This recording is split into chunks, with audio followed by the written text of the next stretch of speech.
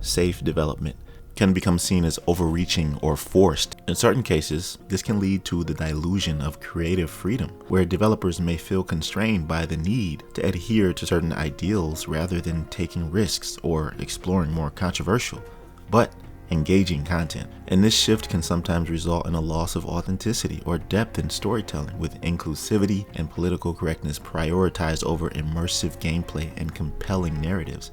A perfect example of this is Ubisoft's game development at the moment within the last 6 months or so. A company that once stood for innovation and bold risks in gaming is now facing a crossroads. We're not just talking about the game delays, the underwhelming launches, or even financial losses.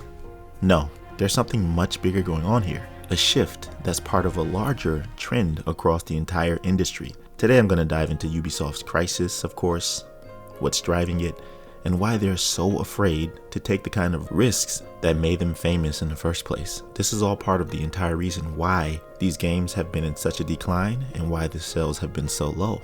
So what exactly is happening with Ubisoft? Why is a company that used to push boundaries now playing it safe?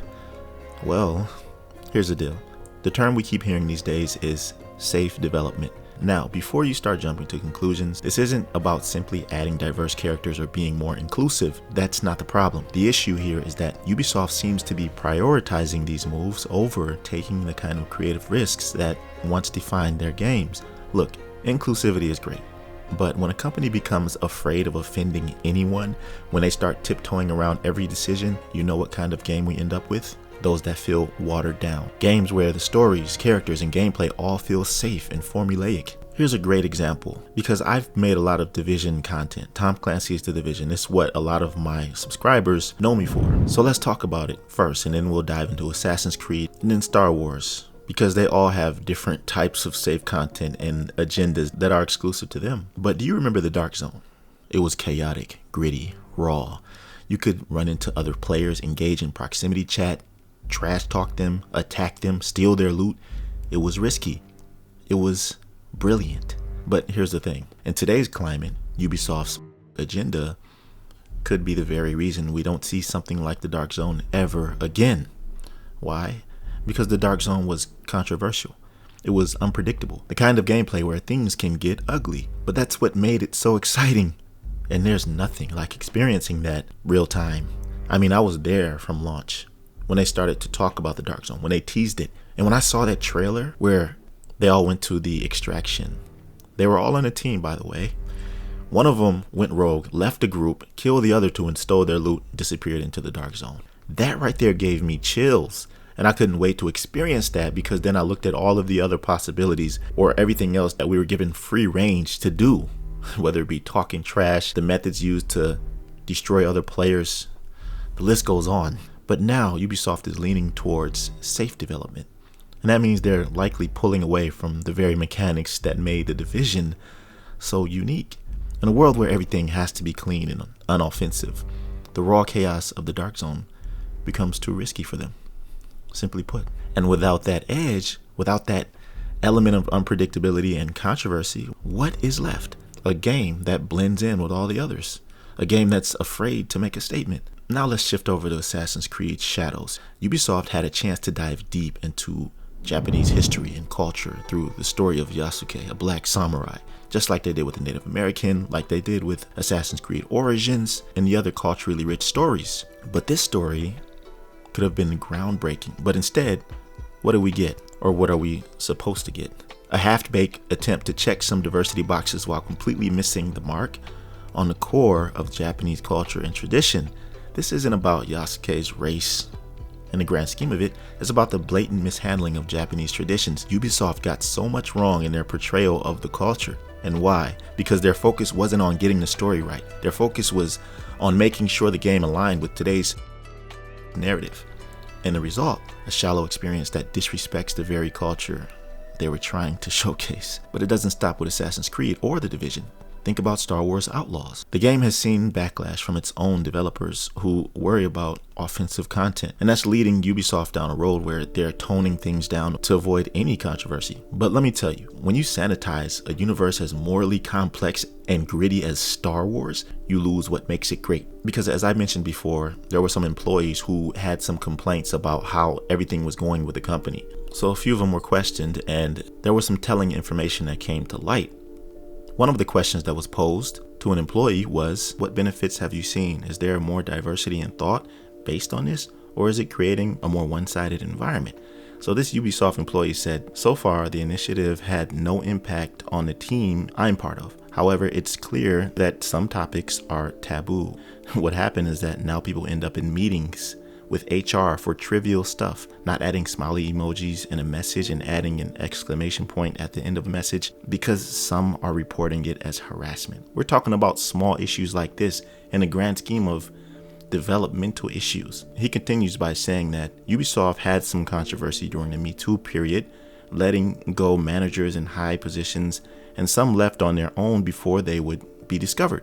So this right here, I think, is when the change really took effect with Ubisoft, because then it took away some of the core values that they believed in regards to risky development. This is what I mean, because another question was posed. What was the impact of this in the workplace? And he says the editorial direction and overall mindset shifted from boys club to safe content, reaching for plain characters. K in Star Wars is the perfect example of this.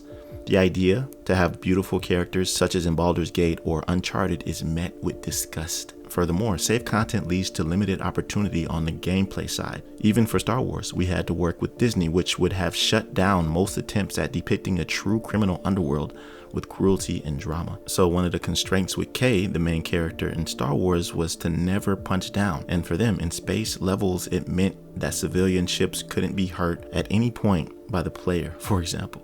What they're saying is that this whole agenda where they don't want to offend anybody, anything that people do in the game might offend somebody, forces the developers to create a safe game that doesn't take any risks, therefore killing the creativity in development. This is one of the reasons why Star Wars failed so badly. This is the underlying factor at Ubisoft right now. The biggest issue as to why the games have been in such a decline, because you wonder, how can so many games go under? I haven't even talked about Skull and Bones or X-Defiant, but there have been other cancellations in games that have been delayed indefinitely. And the main reason is that they've moved away from the creative risks that make their games stand out.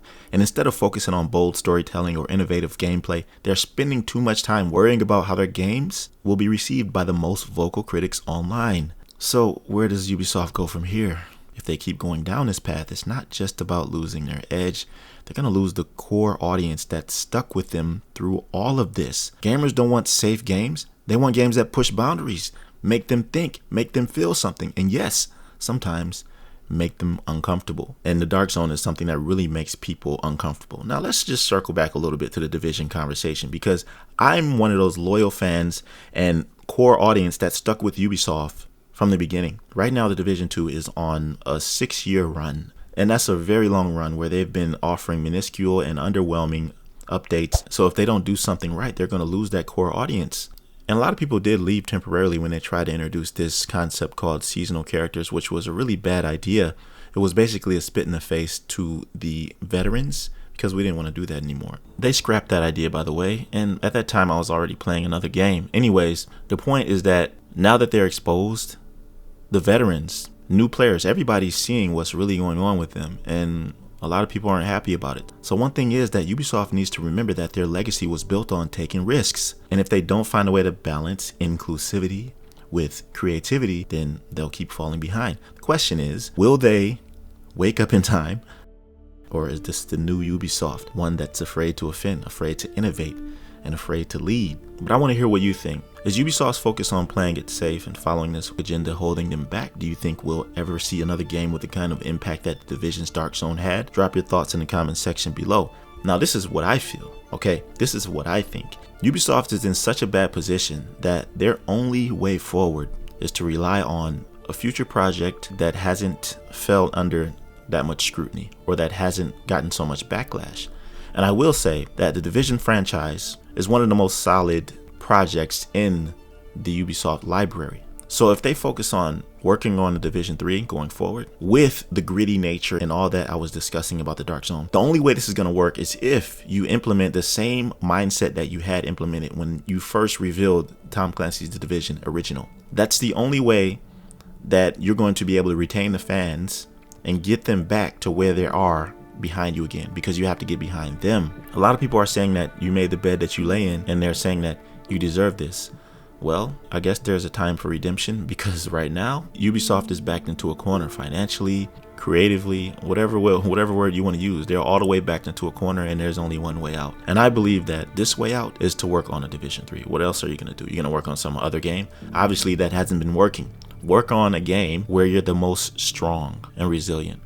I thought it was Assassin's Creed, but clearly that's not it. Anyways, if you like this conversation and like the video, also subscribe to my channel if you feel inclined. I'll see you in the next one.